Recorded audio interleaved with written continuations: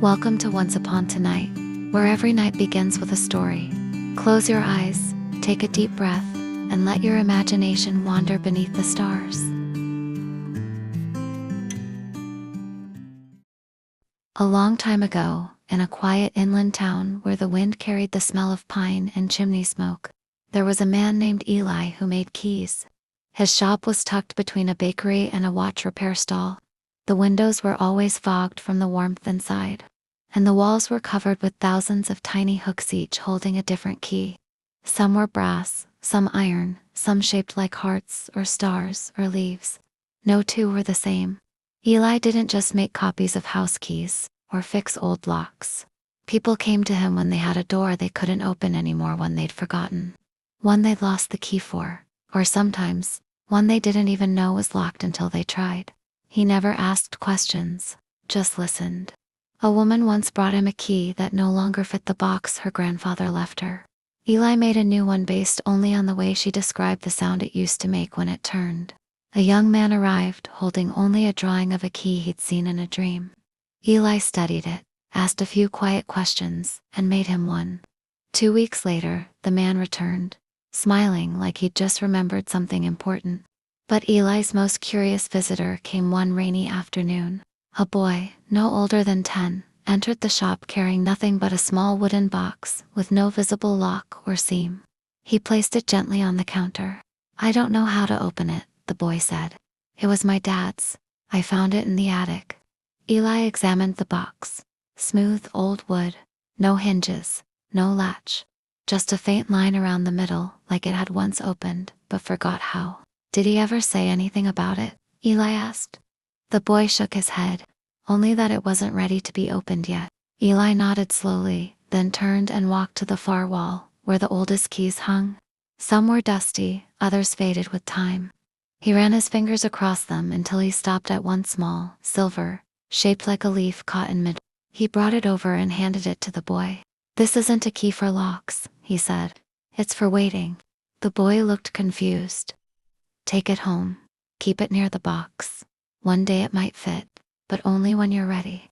The boy took the key, thanked him, and left. Years passed. Eli grew older. His hands slowed, but he still made keys, still listened. One spring, just before closing, a man walked in.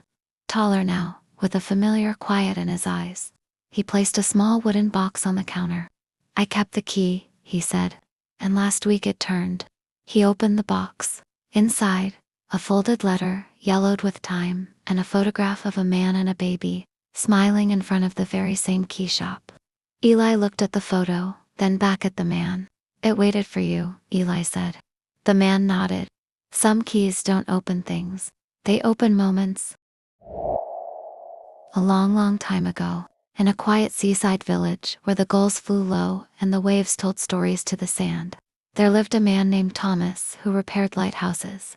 He wasn't a sailor or a fisherman. He didn't write poetry or play music.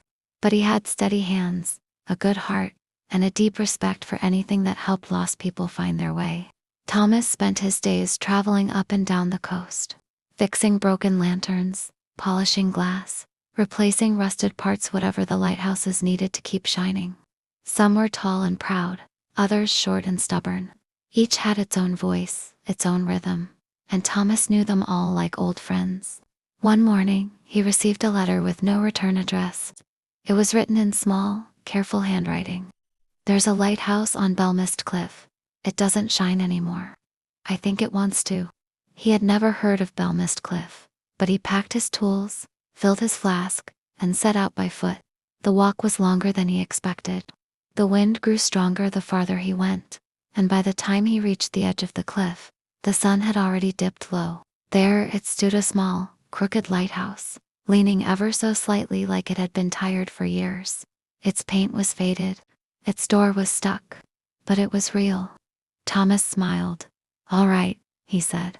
"Let's see what you need." Inside, it was dusty but intact. The lamp was old, the wiring tangled, but nothing he couldn't handle. He spent the evening working in silence, humming under his breath. It felt peaceful, like being exactly where he was supposed to be. As night fell, he cleaned the final mirror and flipped the switch. Nothing. He tried again. Still nothing. He sat down, frowning, then noticed a small note tucked behind the main console. It read, "It doesn't run on oil or wire. It runs on memory. Light it with a story." Thomas blinked. He didn't understand, but something about the words felt true. So, he sat beside the lamp and began to speak. He told the lighthouse about his first job, the time he fixed a tower in a storm. He spoke of the people he met, the nights he spent watching the sea from the lantern room, the small kindnesses that made it all worth it. As he spoke, the lamp flickered. He kept going. He told the lighthouse about his brother, who once got lost at sea and found his way home by following a distant light. And just like that, the lantern came alive. A soft golden beam reached out across the waves, steady and warm. Thomas stood in silence, watching it stretch across the dark, and for the first time in a long while, he felt lit up too. He returned every month after that, not to fix anything, just to talk.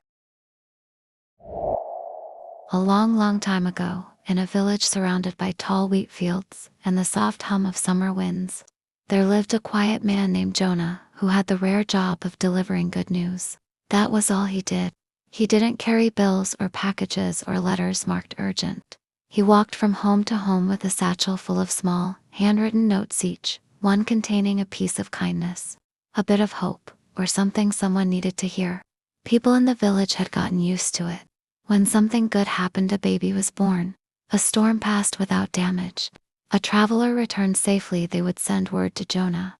He'd write it down, carry it in his satchel, and walk door to door until the right person smiled. He didn't wear a uniform, just a faded blue coat and a soft hat that always leaned to one side. He didn't knock loudly, and he never rushed. Good news, he believed, should be delivered gently. Most people didn't know much about him. He lived alone in a small house near the old train station. He drank tea at the same cafe each morning, always at the same table.